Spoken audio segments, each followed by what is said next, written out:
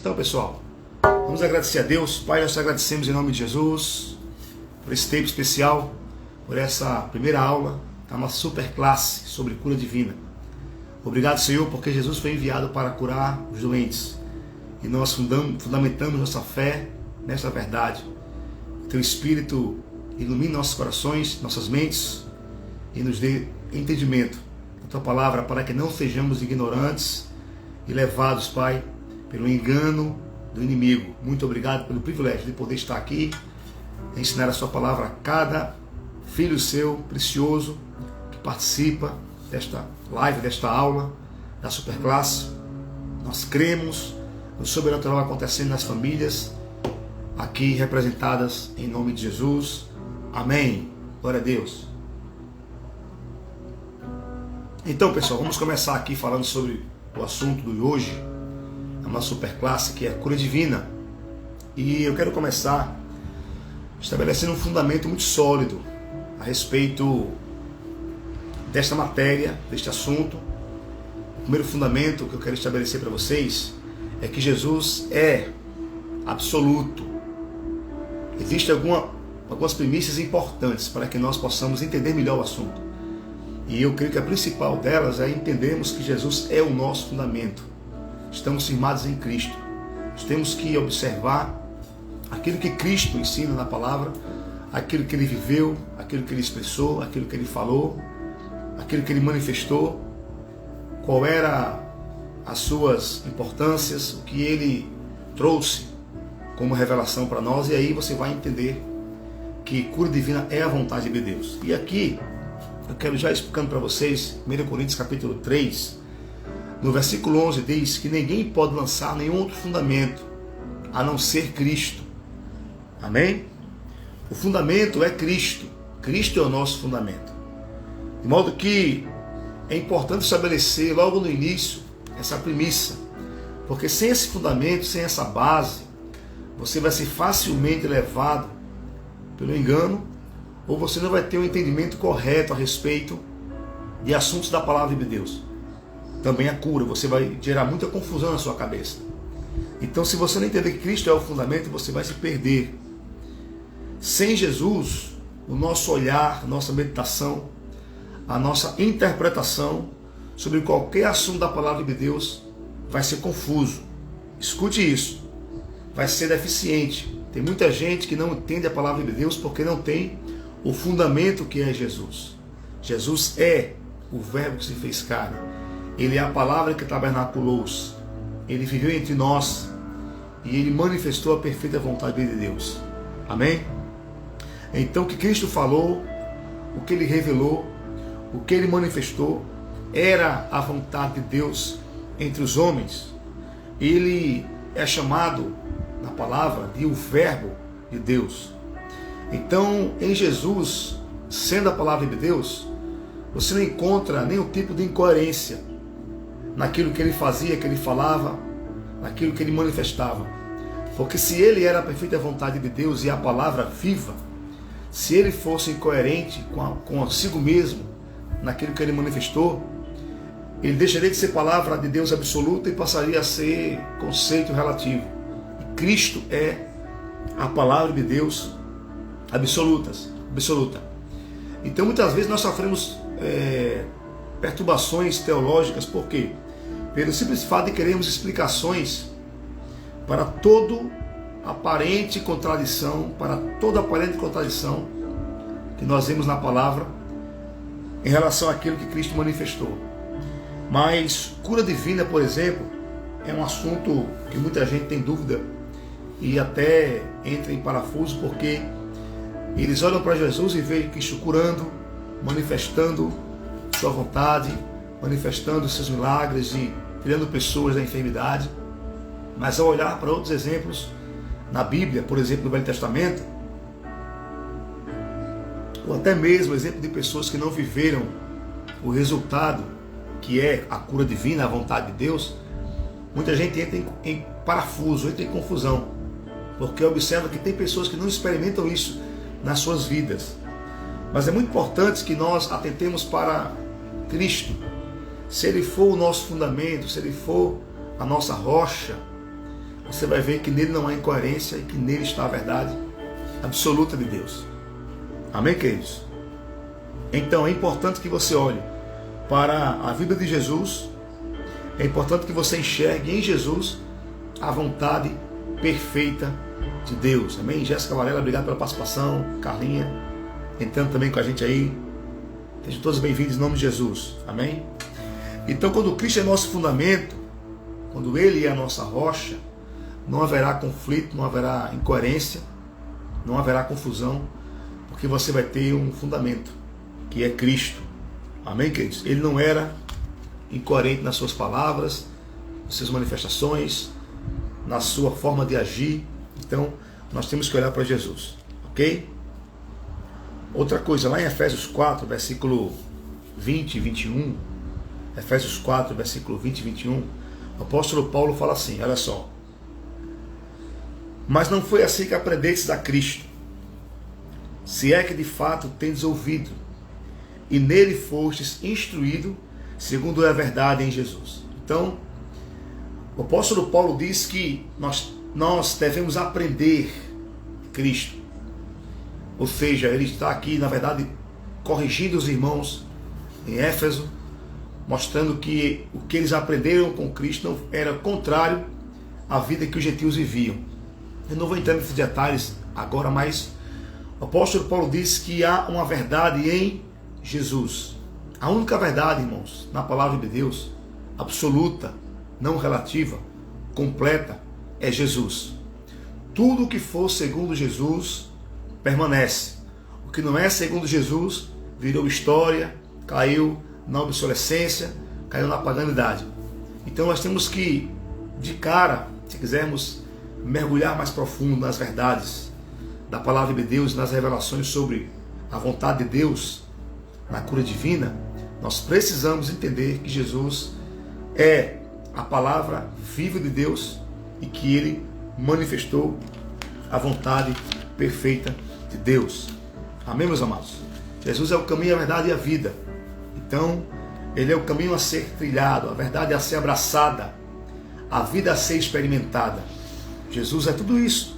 E temos que estar enraizados em Jesus dia após dia. Esse é o convite de Paulo, feito em Colossenses capítulo 2, versículos 6 e 7. Observe comigo. Paulo fala assim: ora, como recebestes Cristo Jesus o Senhor, assim andai nele radicados, edificados e confirmados na fé, tal como fostes instruídos, crescendo em ações de graças. Então observe que o convite é para você estar enraizado em Cristo, cada vez mais em Cristo. Você não pode observar a vida de Jesus, os evangelhos, e não entender que Cristo manifestou a vontade de Deus. Tudo o que Ele fez era Deus fazendo através dele, era Deus manifestando a sua vontade entre os homens. O que Ele fazia era contrário ao pensamento vigente da sua época, e também contrário ao pensamento vigente de muita gente hoje. Muita gente não entende Jesus na palavra, a vontade de Deus na palavra. Eles leem a Bíblia, leem os evangelhos, vê Cristo curando, manifestando a vontade de Deus, mas tem dúvidas a respeito, por exemplo, da cura divina, como sendo vontade de Deus. Por quê? Porque eles não querem abraçar Cristo como o fundamento, como a palavra de Deus viva e absoluta. Lá em João capítulo 8, versículos 31 e 32, está escrito assim, olha só: disse, pois, Jesus aos judeus que haviam crido nele: se vós permaneceis nas minhas palavras. Observe só, ele falou para os judeus que haviam crido nele, judeus que guardavam a lei, que seguiam os rituais do Velho Testamento. Mas o Senhor falou para os judeus: se vocês permanecerem nas minhas palavras, ok? Sereis verdadeiramente os meus discípulos e conhecereis a verdade, e a verdade vos libertará. Eu lhes pergunto: os judeus que creram em Jesus não conheciam a verdade?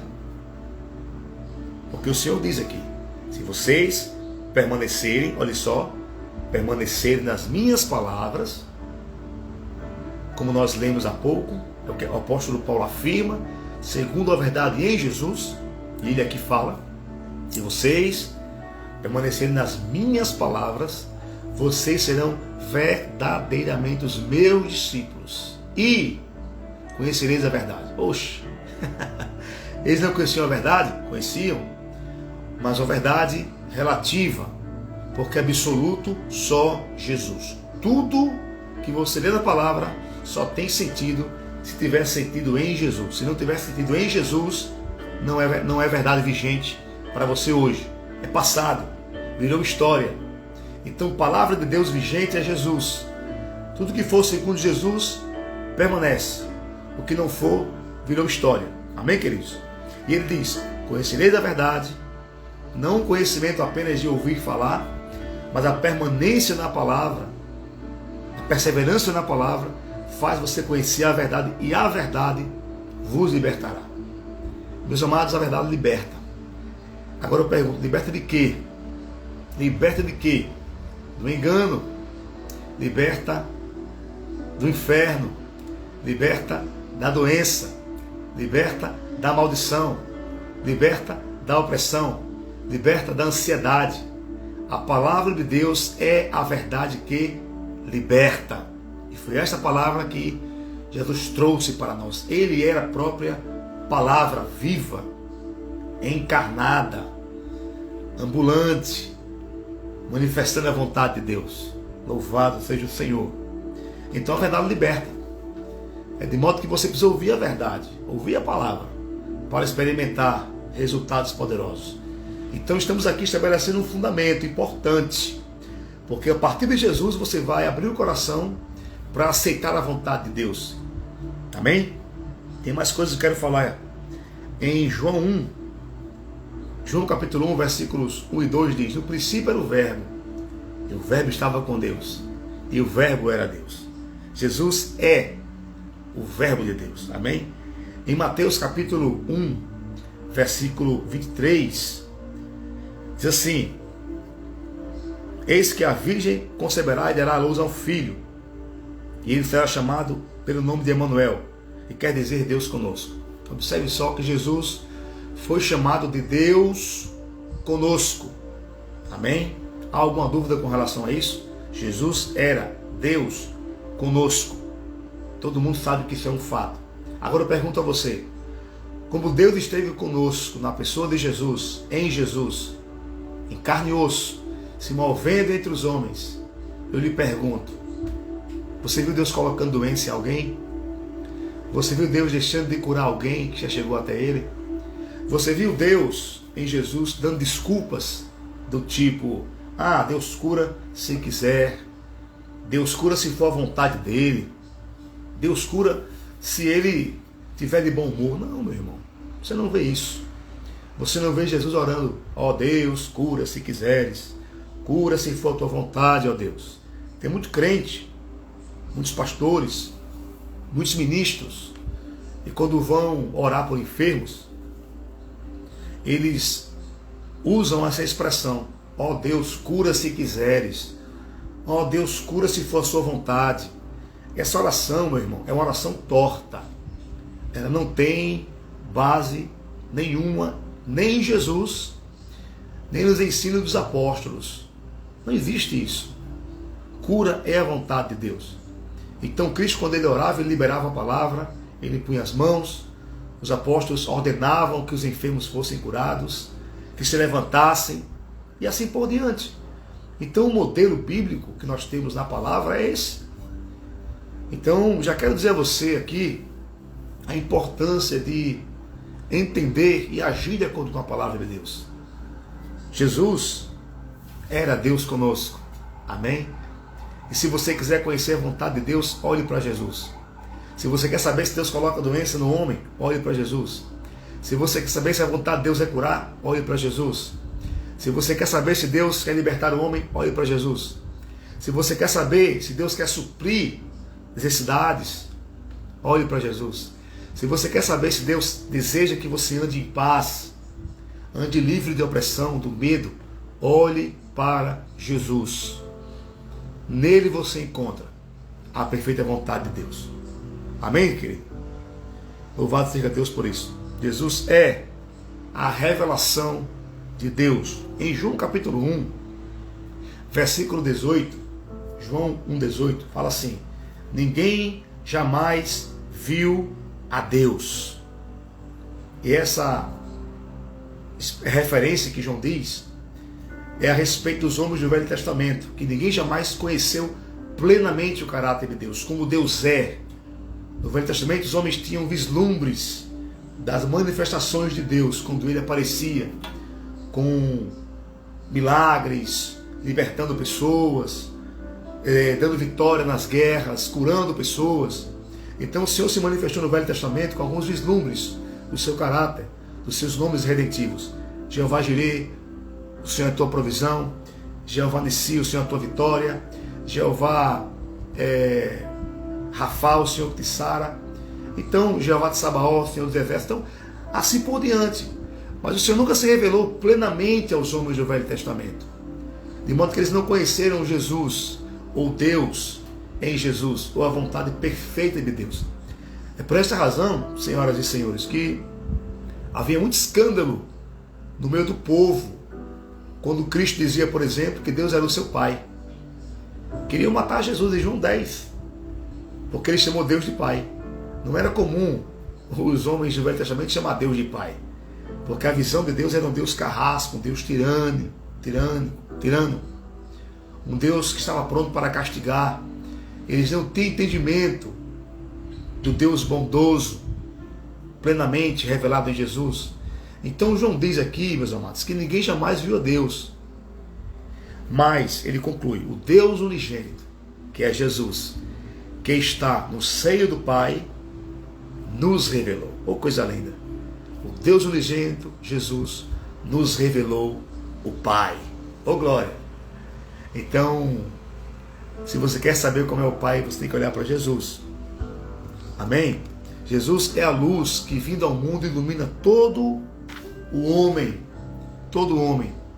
Doença, enfermidade, angústia, opressão, miséria. Miséria, meu irmão, é uma maldição. Miséria não é bênção, não. Se você acha que miséria é uma bênção, então essa bênção eu passo para você. Deus supre necessidade. Deus cura os doentes. Deus liberta os cativos. Deus quebra o poder do engano. Deus é bom. Ele é o nosso Pai. Ele foi apresentado por Jesus como um Pai amado, um Pai de amor. Temos muitas coisas para falar sobre isso. E esse conceito, esse fundamento estabelece, meu irmão, a premissa principal para que possamos avançar para coisas maiores e melhores. Porque com um olhar atravessado, com um olhar confuso sobre Deus, Deus é bom, é mal, Deus mata e levanta, Deus cura e coloca doença, Deus faz o bem e faz o mal, Deus está como uma espécie de esquizofrenia, ou uma espécie de veneta maluca.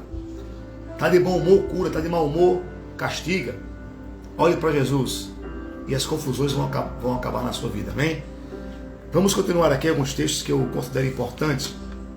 Aqui em Hebreus capítulo 1, versículo 2, o apóstolo Paulo fala assim: nesses últimos dias nos falou pelo Filho, a quem constituiu o herdeiro de todas as coisas. Versículo 3, ele que é o resplendor da sua glória, a expressão exata do seu ser. Jesus é a expressão exata de Deus. Estamos mostrando aqui que Jesus e o Pai eram um, e que tudo que Cristo fazia era o Pai fazendo. Amém? Aqui em João é um dos textos mais elucidativos com respeito a essa realidade de que Cristo era Deus fazendo, Deus realizando. João capítulo 14, versículo 7 ao 11, eu vou ler com vocês. Vamos nos debruçar um pouco nessa passagem que é fundamental para essa nossa compreensão. Jesus fala assim, Cristo responde a Filipe, né? Se vós me tivesseis conhecido, conheceríeis também o meu Pai. desde agora o conheceis e o tendes visto. Oh, coisa linda. Replicou-lhe Filipe: Senhor, mostra-nos o Pai, e isso nos basta. Nós queremos ver o Pai. Disse Jesus: Filipe, há tanto tempo estou convosco. Olha que interessante, irmãos.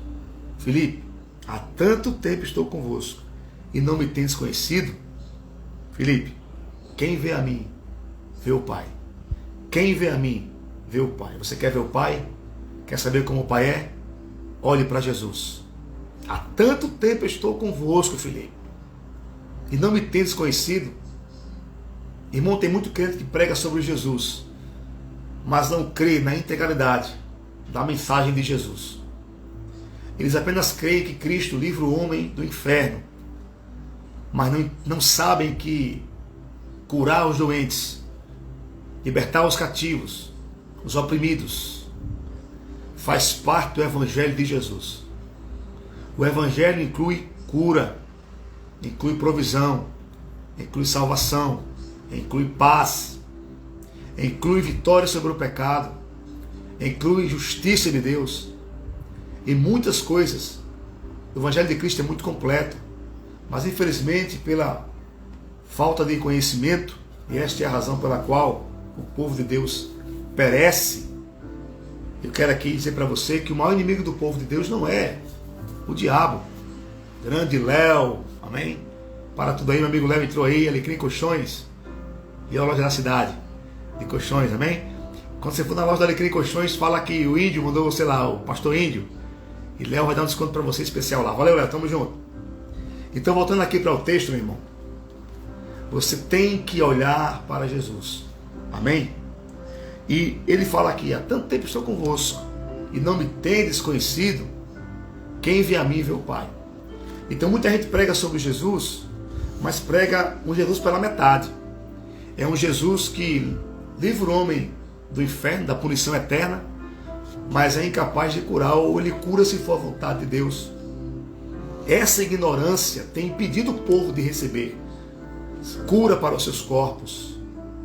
A ignorância é o maior inimigo do povo de Deus. O povo é destruído porque falta conhecimento.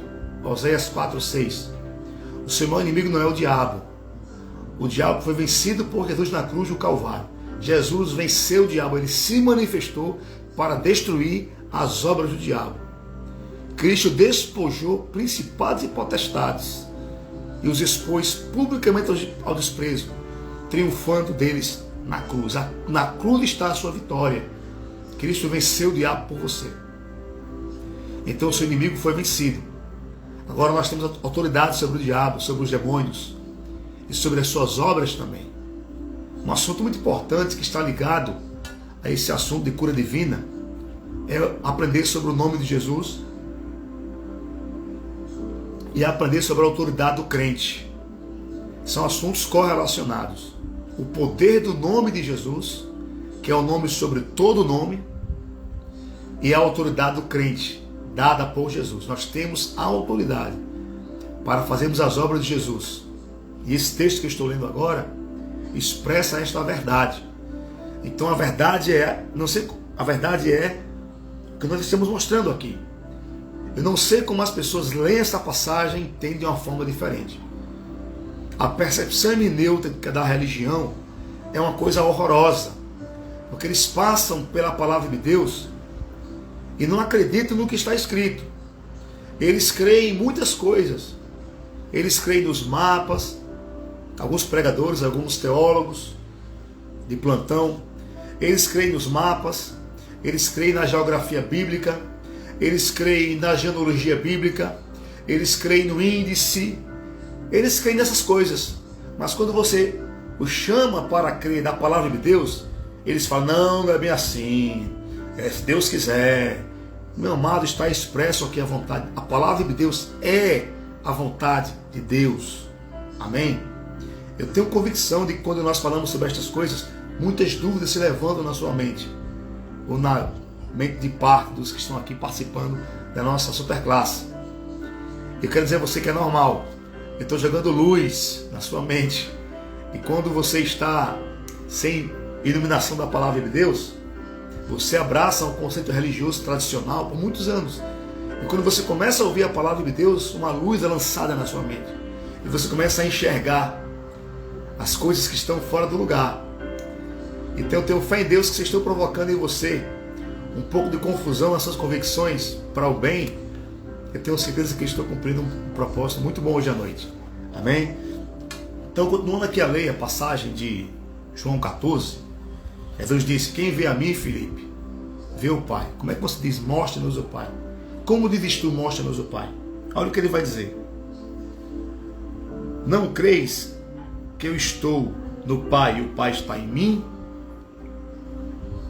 A palavra que eu vos digo, não as digo por mim mesmo, mas é o Pai que permanece em mim, que faz as suas obras. É o Pai que permanece em mim, que faz as suas obras. Crede-me que estou no Pai e que o Pai está em mim. Crede ao menos por causa das mesmas obras. Então observe só, senhoras e senhores, que as obras de Jesus eram as obras do Pai. Não havia contradição entre Jesus e o Pai. Não havia divisão. Jesus manifestava a vontade perfeita de Deus. Então, é importante que a gente aceite essa realidade e entenda que doenças e enfermidades não fazem parte da criação de Deus. Não é a vontade de Deus que o homem adoeça. Eu sei que muitos adoecem por N motivos. Não estou aqui negando o fato de que muita gente fica doente. Mas você não tem que ser o escravo da enfermidade. Você pode receber luz na palavra, abraçar a verdade, permanecer em Jesus, conhecer a verdade não apenas por um conjunto de conceitos, mas por uma realidade viva que manifesta através de você. Amém? Então é importante a gente aprender isso. Doença e enfermidade não é a vontade de Deus. A criação, Deus criou tudo e tudo muito bom. Se doença fosse a vontade de Deus, Ele tinha criado a doença logo na criação. A doença é o resultado, meu irmão, da quebra do homem. Vamos falar isso um pouco mais na frente. Ok? Então, doença não é uma coisa boa. Você que está me assistindo aí, você acha que doença é uma coisa boa? Se você acha que doença é uma bênção, então eu transfiro essa bênção para você. Estou brincando. Mas doença é uma maldição. E nós não podemos chamar aquilo que é mal de bom. Tem muita gente que acha que a doença é uma bênção, porque através da doença Deus está purificando ou tratando o vaso. É como se a doença tivesse mais poder de tratar alguém ou aperfeiçoar alguém do que a palavra de Deus. Mas está escrito que a palavra de Deus ela é apta para o ensino, para a correção, para a educação, na justiça. Toda a palavra de Deus, toda a escritura é a palavra de Deus e é útil para o ensino, correção. Então, a palavra é eficaz no seu objetivo. Amém? Então aqui, por exemplo, em Isaías capítulo 5, versículo 20, está escrito assim: ai dos que ao mal chamam bem e ao bem chamam mal. Presta atenção. Ai dos que ao mal chamam bem e ao bem chamam mal. Tem crente que acha que o bem é mal e que o mal é bom. Ele não se define, ele acha que Deus é uma mistura. Meu irmão, não confunda alhos com bugalhos. Não confunda freio de caminhão com freio de caminhão, que é bem diferente. Não confunda Deus com o diabo. Deus é muito diferente do diabo. Se Deus está colocando doença no povo, então o diabo pode se aposentar. Mas não é isso que Cristo apresenta. E você vai ver como em Jesus esse tipo de conceito não encontra fundamento, não encontra espaço, não encontra coerência. Louvado seja Deus por isso. E é que diz, Isaías 5, versículo 20: ai dos que ao mal chamam bem e ao bem chamam mal. Fazem da escuridade luz e da luz escuridade.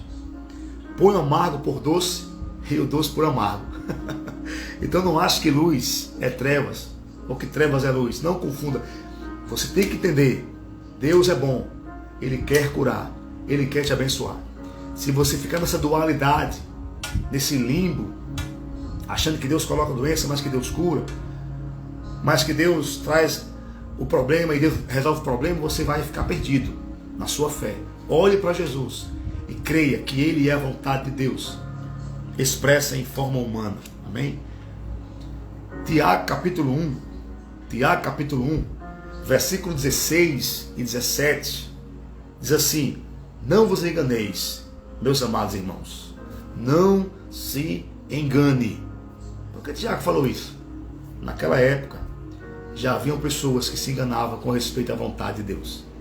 E Tiago é muito claro, ele diz: não vos enganeis, meus amados irmãos, toda boa dádiva, todo dom perfeito, ô glória, vem lá do alto, vem do alto, descendo do Pai das luzes. Eu pergunto a você, descendo para quem? Descendo para quem? Para nós. Para nós. Toda boa dádiva, todo dom perfeito, desce lá do alto, do Pai das luzes, em quem não pode existir variação ou sombra de mudança. Deus é o mesmo. Amém? Aleluia! Deus é o mesmo.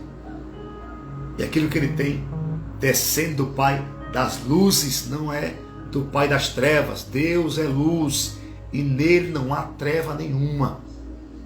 Em Deus não há nada nem parecido com o mal. Deus é bom. E essas coisas descem para nós. Toda boa dádiva, todo dom perfeito vem do alto e desce do Pai das luzes. Desce para nós, seus filhos, em quem não pode existir. Em Deus não existe variação, sombra de mudança. O homem muda, Deus não muda. Deus é luz, nele não há treva nenhuma. Amém? Tiago 3, versículos 11 e 12, diz que Deus não é um ser híbrido. Amém? Tiago 3, 11 e 12 fala assim: acaso pode jorrar, e esse conselho aqui de Tiago é para nós, temos cuidado com nossa boca e não amaldiçoarmos e abençoarmos, não falarmos o bem, depois falarmos o mal, não falarmos fé, depois murmurarmos. Você tem cuidado com a sua língua, o que você fala é muito importante. Tem muita gente que adoece pelas palavras que fala. Provérbios 4 diz que a morte e a vida estão no poder da língua. As palavras que você fala podem trazer doença ou podem trazer cura para você. As palavras que você fala são sementes lançadas no reino espiritual, que dão muitas vezes legalidade ao diabo para querer colocar a doença em você. Abre uma porta para que o mal se instale. O diabo fica procurando oportunidade nas palavras que você fala para estabelecer o mal na sua vida. É por isso que quando Jesus foi tentado pelo diabo no deserto, o que ele falava para o diabo? Qual a arma que ele usava? A espada do Espírito, que é a palavra de Deus. Está escrito, está escrito, está escrito, não dando espaço para que da sua boca saísse palavras de maldição, palavras de credulidade, palavras de medo, palavras de murmuração. Não. A Bíblia diz que nos lábios de Jesus se derramou a graça, se extravasou a graça. Louvado seja Deus por isso. Ele falava como quem tinha autoridade. Ele falava a verdade e corrigia o que você fala, que é um outro ponto importante para provarmos cura divina. Tem que ser praticado, falar a palavra de Deus. A matéria de fé fala a respeito disso. Amém, Nelly Brandão? Tudo bem, querida? Beijão pra você, Tiago. Dá um beijo na galera aí de Caruaru. Tamo junto. Louvado seja Deus. Obrigado a todo mundo que está entrando aí, participando da live, convidando pessoas. Eu não posso aqui falar o nome de todos. Vi que muitos entraram aí, Robson Frazão e outros irmãos amados. Obrigado pela participação, tá bom? Só para explicar, eu fixei meu Pix aí, ok? Esse Pix é o meu número de celular. Se você quiser fazer alguma oferta, fique à vontade, amém? Seja guiado pelo Espírito. Louvado seja Deus. Se tiver alguma dúvida aí com relação à conta ou quiser fazer de outra forma, faz contato comigo que você pode mandar aí a sua oferta conforme Deus colocar no seu coração. Então, voltando aqui para o nosso assunto, tenha cuidado com a língua. Tiago, advertindo os cristãos a terem o bom uso da sua língua, terem cuidado com aquilo que eles falam. Tiago diz que não pode, da mesma fonte, jorrar o que é doce e o que é amargoso. Acaso, meus irmãos, pode a figueira produzir azeitonas e a videira figos? Cada um produz segundo a sua espécie. Tampouco fonte de água salgada pode dar água doce. Olha só. E está trazendo a referência da natureza para mostrar que nós temos que ser coerentes. Da mesma maneira que de uma mesma fonte não pode jorrar o que é doce e o que é amargo, da nossa boca não pode jorrar o bem e o mal. Não deve jorrar a murmuração e as ações de graças. Então veja que se o conselho para Tiago é olhar para uma referência natural, para que nela me inspire e não fale o que é ruim e o que é bom, como é que Deus, irmão, sendo referência absoluta, Deus Todo-Poderoso, como é que Deus pode jorrar o bem e o mal? Deus é a minha referência. Tudo aquilo que Ele me pede para fazer, Ele tem que ser a referência absoluta. É por essa razão que eu fico às vezes espantado com alguns pregadores, teólogos que surgem por aí com algumas afirmações furadas. Por exemplo, esse dia eu estava ouvindo aí um pregador falando assim: Deus odeia o pecador. Deus odeia o pecador. Não, meu irmão, Deus ama o pecador. Ele odeia o pecado. Porque o Deus que ama o pecador, Ele diz que eu tenho que perdoar meu inimigo até 70 vezes 7. O Deus que ama o pecador diz que eu devo amar meus inimigos e orar por aqueles que me perseguem. Não importa se é pecador, se é justo, se é salvo, se não é. Eu tenho que amar. Agora você imagina o Deus que manda você perdoar 70 vezes 7. Manda você amar seu inimigo, orar pelos que vos perseguem, fazer o bem, não amaldiçoar, bem dizer. Você imagina se esse Deus da religião, que manda eu perdoar, fosse incapaz de amar também o pecador. Deixo aí para você pensar um pouco a respeito disso. Amém? Então Deus é a minha referência absoluta. Ele não pode pedir algo a mim e agir contrário. Ele tem que ser a minha referência absoluta. E dele não jorra o bem e o mal. Amém? Graças a Deus por isso. A bênção do Senhor enriquece. Provérbios 10, 23. E não traz desgosto. Vamos orar assim, Robson. Essa oração pela minha filha. Senhor, eu oro por Laila. Não sei o que ela está passando, mas que teu poder possa alcançá-la agora, destruindo todo sintoma de enfermidade, todo sintoma que ela esteja passando ali. Que a tua mão toque no corpinho dela. Que todo mal sobre ela saia no nome de Jesus. E sobre esta casa, sobre este lar, repouse a bênção, a prosperidade, a saúde e a alegria no nome de Jesus. Amém? Glória a Deus. Louvado seja Deus. Então, irmãos, eu quero falar uma coisa que eu não falei, que eu acho muito importante também. João capítulo 5, versículo 19, diz assim: então lhes falou Jesus. Quantos creem nessa palavra de Jesus aí? Quem crê na palavra de Jesus, aperta o coraçãozinho aí. Vamos subir esse coraçãozinho aí, tá bom? Olha só o que ele fala aqui. Então lhes falou Jesus: em verdade vos digo, que o Filho nada pode fazer de si mesmo, senão somente, olha só, gente, aquilo que vir fazer o Pai, porque tudo o que o Pai faz, o que este fizer, semelhantemente o Filho faz. Faz comigo aí, uau, uau. O Filho Jesus, na terra, declarou esse escândalo para a mente de muitos religiosos da sua época, inclusive hoje. O Filho nada pode fazer em si mesmo, a não ser, ele está sendo bem específico, a não ser aquilo que vir fazer o Pai. Porque tudo que eles fizer, semelhantemente o Filho faz. Então, quando Cristo estava ali curando, era o Pai curando através dele. Amém?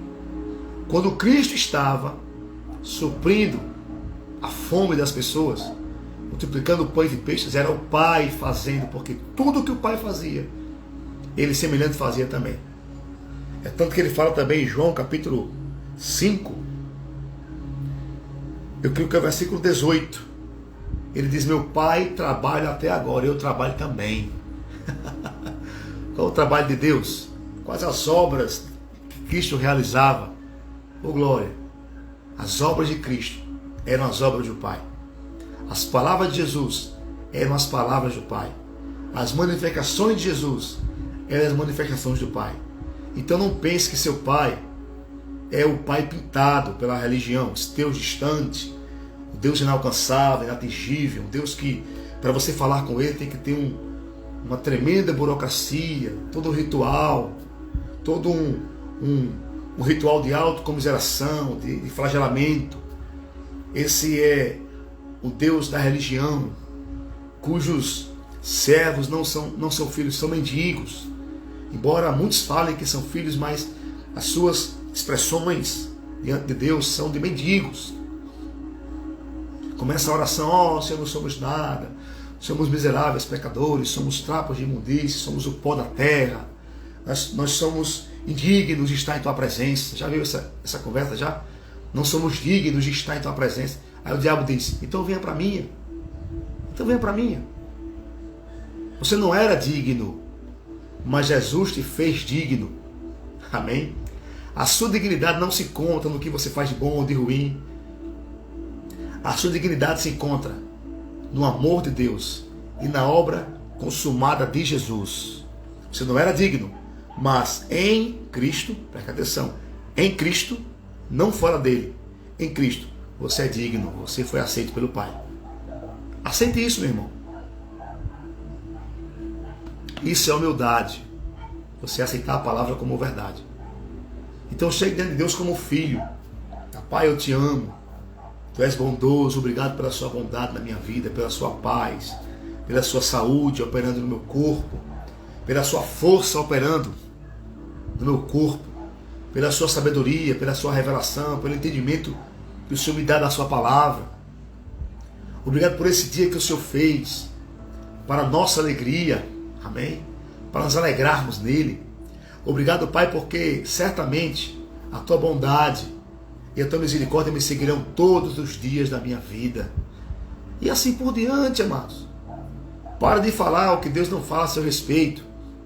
Você não é o que você acha que é, o que você pensa que é, nem o que a religião diz que você é. Você é o que a palavra de Deus diz que você é. E a palavra fala que você é filho, que você é amado, que você é mais que vencedor, que você é justo, que você é santo. Amém? A palavra não fala que você é pecador. Você não vê Paulo quando vai escrever carta lá às igrejas. Ele não fala assim: olha, aos pecadores que se encontram em Coríntio, aos trapos de imundície que estão em Éfeso, aos miseráveis que estão em Tessalônica. Não. Ele fala aos santos e eleitos, amados. Amém? Filhinhos. São designações que o Senhor nos dá. Então vamos falar aquilo que Deus diz. Falar a palavra é falar o que Deus diz. É simples. Mas muita gente religiosa, quando você fala a palavra de Deus, eles rangem os dentes. Mas se você falar dificuldade e preocupação, é muito normal. É normal falar preocupação, porque a palavra fala que no mundo tereis aflições, né? No mundo tereis aflições, né? Então, mas não para por aí o versículo. Diz: tende bom ânimo. Tende bom ânimo. Ele fala: estas coisas vos tenho dito. Jesus diz isso. Estas coisas eu vos tenho dito, para que em mim vocês tenham paz. Aleluia. As palavras de Jesus produzem paz. E ele diz: no mundo você vai ter aflição, mas tenha bom ânimo. Amém? Eu venci o mundo. Ô glória! E sabe que você venceu o mundo com Jesus? Ah, Cristo venceu o mundo, mas ele venceu por você e te entregou a vitória e te fez mais que vencedor. Isso aqui não é frase de efeito para mexer com o seu... Estou falando a palavra. Amém? 1 João, capítulo 5, versículo... Irmãos, eu mato a cobra e mostro a cobra morta. E desafio qualquer teólogo aí para contradizer o que eu estou ensinando. Eu estou sendo repetitivo esses meus desafios, porque eu fico observando alguns pregadores com pose de senhores do saber, falando mal da palavra simples, da palavra pura. São cheios de teologia, mas sem palavra de Deus no coração. Eu estou ficando de saco cheio, estou com meu coração pacificado, cheio de amor, mas estou aqui, irmãos, eu e o Evangelho, esperando quem é que vai aparecer no Brasil para contradizer estas verdades aqui. Verdades simples que todo filho de Deus pode aprender, pode receber, pode praticar e pode experimentar os resultados na sua vida. 1 João capítulo 5, versículo 4 diz: pois todo aquele que é nascido de Deus, glória, todo aquele que é nascido de Deus. Eu pergunto, você é nascido de Deus? Você entende o que é ser nascido de Deus, pelo menos? Grande parte não entende o que é ser nascido de Deus. Mas João diz, todo aquele que é nascido de Deus vence o mundo. Sabe o que é ser nascido de Deus? Rapidamente aqui. É ser nova criatura em Cristo Jesus. É ser tirado do império das trevas e transportado para o reino do Filho do amor de Deus. É ser recriado no Espírito. Amém? É ser revestido de Cristo. Vai comendo, chupando essa manga aí, que não acredita. É ser revestido de Cristo. É nascer da água do Espírito. É ter a palavra recriando. Você não é um ser recalchutado. Você não é um ser renovado. Você é um ser recriado. Você recebeu um novo espírito. Você recebeu um novo coração. O seu passado ficou para trás. Se você está em Cristo, você é uma nova criatura. Aleluia, você foi feito novo. Você tem o Espírito Santo dentro de você. Você é herdeiro de Deus e co-herdeiro com Cristo. Isso é ser nascido do Espírito. É ter a natureza de Deus no seu Espírito. Você é filho de Deus? Então você tem a natureza de Deus no seu Espírito. Você nasceu do Espírito. Amém? Você tem a vida Zoe, que é a própria vida e natureza de Deus. Vá dormir com esse barulho. Quando Cristo veio à terra, ele era o unigênito, Filho de Deus, o único a possuir o gene, a genética de Deus. Mas quando ele ressuscitou, ele deixou de ser unigênito e passou a ser o primogênito entre muitos irmãos. É por isso que ele não nos vergonha de nos chamar de irmãos, dizendo aos meus irmãos, declararei louvores ao Senhor no meio da congregação. Hebreus capítulo 2 fala sobre isso. E então o apóstolo João diz, todo aquele que é nascido de Deus vence o mundo. Amém? Cristo venceu o mundo? Glória a Deus, que maravilha. Ele diz, tenha bom ânimo. Eu venci o mundo. Ele venceu o mundo. Ele venceu o inferno. Ele venceu o diabo. E deu a vitória para nós. Nós vencemos com ele. Quando ele venceu, quando ele ressuscitou, nós restamos com ele. Estamos assentados com Cristo nos lugares celestiais. Nossa posição espiritual é essa. Assentados com Cristo. Você está dentro, meu irmão. Você está dentro do corpo de Cristo. Amém? Louvado seja Deus. Você foi revestido de Jesus. Ele te revestiu de justiça, de santidade. Você é filho, você é amado por Deus. São muitas verdades, irmãos. Não seremos de forma nenhuma arrogantes e dizemos que vai ser possível falar tudo quanto gostaríamos, mas eu creio que o fundamento vai ser lançado. Eu quero estimular você a chamar pessoas para estarem conosco amanhã. Amanhã não, quarta-feira, na segunda aula desta matéria. Mas vamos concluir aqui em nome do Senhor. Em João capítulo 12, versículo 45, diz assim: e quem me vê a mim, vê aquele que me enviou. Quem vê Jesus, vê o Pai. Louvado seja Deus por isso. Amém? A vontade de Deus é boa, agradável e perfeita. Eu vou terminar com esse tópico aqui e amanhã eu quero começar ensinando sobre a origem das doenças e enfermidades. Mas hoje eu quero concluir falando que a vontade de Deus é boa, agradável e perfeita. Lá em Romanos capítulo 12, o apóstolo Paulo fala assim no versículo 2. Observe só. E não vos conformeis com este século. Valeu, Pedrão, tamo junto, meu irmão. Você é o cara, viu? Dá um beijo aí na família, na Tímina. Amo vocês, tá? Paulo fala, não vos conformeis com este século. Não entre na forma deste mundo. Não pense como o mundo está em pânico, o mundo está com medo, o mundo está ansioso, o mundo está preocupado. Tem muita gente morrendo com Covid, mas pelo medo de estarem com Covid do que do próprio Covid, porque o medo acelera o processo, enfraquece o corpo, enfraquece o espírito. Amém? E olha só, não vos conformeis, meus amados irmãos, o que não se conformar, não entrar na forma do mundo. Paulo diz, não vos conformeis com este século, não pense como o mundo pensa, não haja como o mundo haja. Ele diz, mas transformai-vos, vos transformeis, não vos conformeis. É você que tem que ter a postura. E você está aqui hoje ouvindo a palavra, é uma iniciativa bíblica correta e necessária para que você cresça. Muitos querem crescer na fé, querem aprender, mas querem que Deus faça mágica. Não existe mágica, existe ensino que produz fé e a fé que produz uma reação e que faz você tomar posse do que Deus tem para a sua vida. Amém? Então, não vos conformeis com este século. Não vos conformeis com este. Não entre na forma deste mundo. O mundo está perdido. Você tem esperança, você tem Jesus. Amém? Mas transformai-vos pela renovação da vossa mente. Você se transforma quando você renova a sua mente. Se você pensava que Deus era o autor da enfermidade na sua vida, você começa a aprender que Deus é bom e quer curar. Cristo veio para libertar você. Então você começa a virar a chave na sua mente. E se você pensa certo, você começa a crescer. Ele diz assim, quando você renova a sua mente e passa por uma transformação, por uma metamorfose na sua mente, você muda os pensamentos, tira os velhos conceitos e coloca a palavra de Deus, ele diz, para que você possa experimentar a boa, agradável e a perfeita vontade de Deus. Então, eu quero só concluir, amanhã eu explico melhor, falando o seguinte, a vontade de Deus é boa, agradável e perfeita. Não é ruim, não é perversa, não é boa, agradável e perfeita. Mas só experimenta quem renova a mente. Quem não renova a mente fica crendo que Deus é um Deus difícil de entender, Deus misterioso, que uma hora quer curar, outra hora quer libertar, Deus não sabe o que faz, não.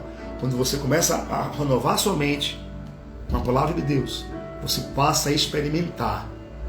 Aí você vai experimentar boa, agradável e a perfeita vontade de Deus. Saúde divina, cura divina, paz, provisão é a vontade de Deus. Amém, queridos?